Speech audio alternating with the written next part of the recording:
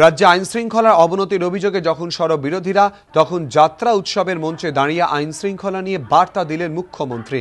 বললেন, প্রশাসন আইন শৃঙ্খলা রক্ষা করলেও সেটা যথেষ্ট নয়, সাধারণ মানুষকেও প্রশাসনের পাশে দাঁড়াতে হবে।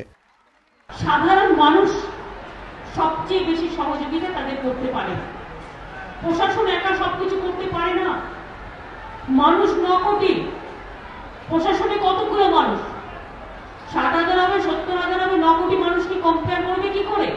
কিন্তু আমাদেরও একটা ভূমিকা আছে, যাতে এই মানুষগুলো যখন আমার পাড়ায় আসবে, আমার গ্রামে আসবে, তাদের সহযোগিতা করে। বৃহস্পতিবার বারাসতে 18তম যাত্রা উৎসবের উদ্বোধন করেন মুখ্যমন্ত্রী। দুস্থ যাত্রা শিল্পীদের মাসিক ভাতা 7 থেকে বাড়িয়ে 8,000 টাকা করার ঘোষণা করেন মমতা বন্দ্যোপাধ্যায়।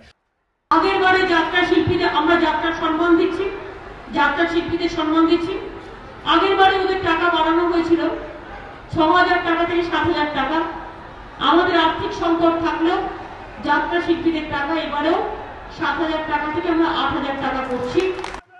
মঞ্চের নিচে বসে যাত্রাও দেখেন মুখ্যমন্ত্রী, তবে শিল্পীদের অনুরোধে তিনি ফের মঞ্চের ওপরে ওঠেন। বিভিন্ন গ্রামে গঞ্জে যাত্রা করতে যান শিল্পীরা, যাতে অনুমতি মিলতে বা যাত্রার আয়োজনে কোনো অসুবিধা না হয় সেজন্য প্রশাসনকে সহযোগিতা করার নির্দেশ দেন মুখ্যমন্ত্রী। এই দিন কৃতি যাত্রা শিল্পীদের সম্মানিতও করা হয়। আশাবুল হোসেন, এবিপি আনন্দ।